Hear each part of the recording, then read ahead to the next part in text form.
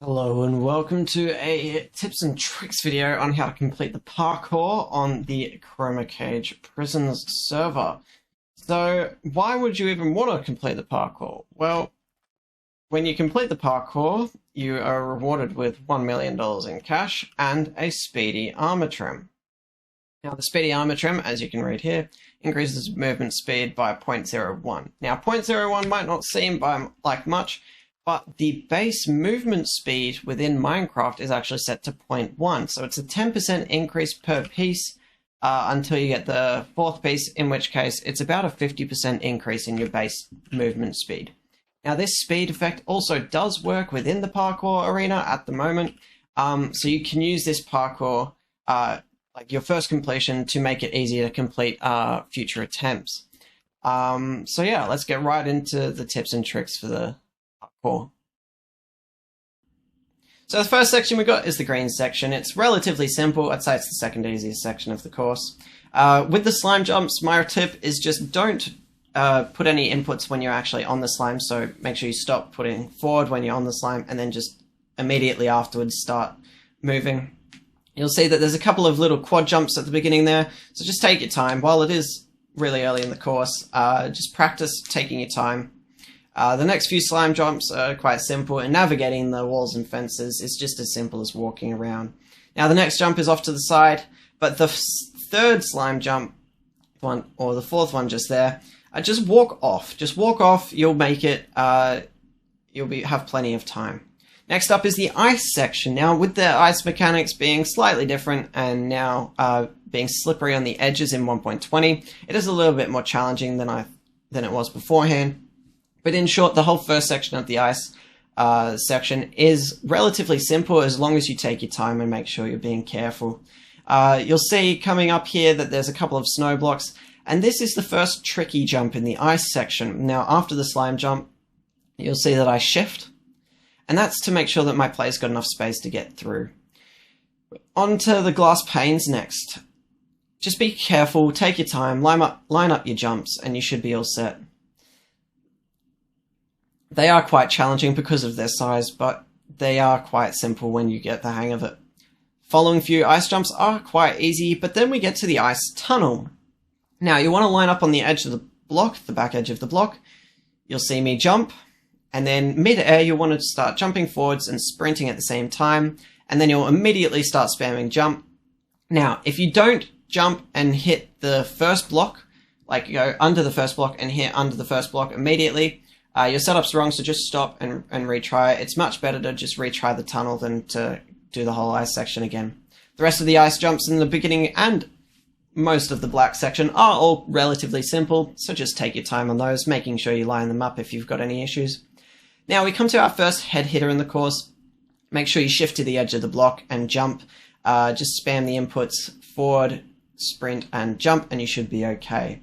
The following section, the slime section, is the easiest section of the course, except there is a little trick that, well, my two tricks to you are go the left path, and just make sure you're going as close to the edge of the slime block as you can, so that you can maximize the distance you travel. Make sure you're sprinting, and don't hold space when you're on the block, because you won't bounce as high. Now the blue section, which is definitely the trickiest section, starts off with a little water tunnel. Just make sure that you time it correctly, and when you get to the edge of the block with the water, jump. You should easily clear the trapdoor, but if you're worried about it, you can always flick that trapdoor open mid-air. Onto the bubble elevator. Once you go up the elevator, just make sure you don't walk forward until the last moment, and you should make it easily. The next few jumps are quite simple if you just use momentum, so just make sure you're practicing that.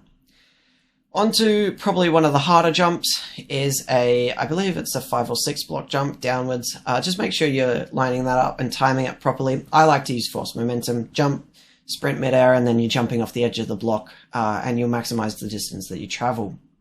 Now, the hardest section of the blue section is these head hitter jumps. So just make sure that you're shifting to the edge of the block and putting the inputs in move forward, sprint, and jump. It's very quick. After the head hitters, you move on to a few quad jumps and some are easier than others. The first couple of diagonal jumps are actually quite easy. Just make sure you're lining all the jumps up so that you're traveling the least distance. That corner jump is the hardest, and as you can see, I actually missed the last jump there, but I still made it down to the dropper. Now, you can make the dropper from that second last block or the last one. And there you have it. That's my tips and tricks for how to complete the parkour on the Chromacage Prisons server. As always, if you do not want to try and get the trims yourself, I am selling them, but while I can only get 1 to 2 a day, there is limited stock, and once you have your own trim, it is a lot easier to get your own. So I would highly recommend at least trying to do the parkour, whether that's from the beginning or just after you buy one trim, maybe. And then after you get your first trim, completing the parkour becomes a lot easier. Saying that, the head hitter jumps do become a slightly bit harder.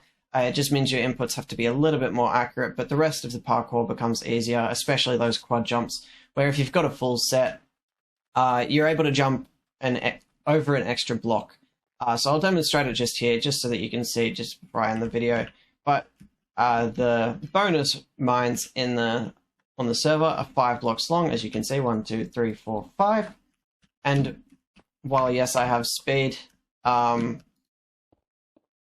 have speed 3, and I can jump over that really easily with the speedy set. Without the speedy set on, oh my gosh. Without the speedy set on, it is a lot harder to make that jump. I believe it's still possible.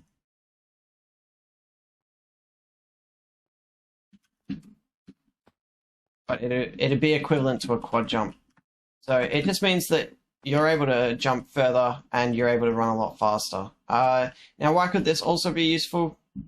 Once you hit level 100 and then you ascend, you can start getting limitations. Now, there is a limitation which gives you, I believe, permanent slowness 2. I'm not there yet myself, but I'm fairly sure that using the speedy trim will help negate some of the speed that you lose from this limitation, and will mean that your movement speed is increased. So as you can see, with a full speedy set and speed 3, I can run 12.12 blocks per second, and without the set, I'm walking about 8.9. So depending on how much speed you have, it will increase your speed by more or less. But yeah, that's the speedy set.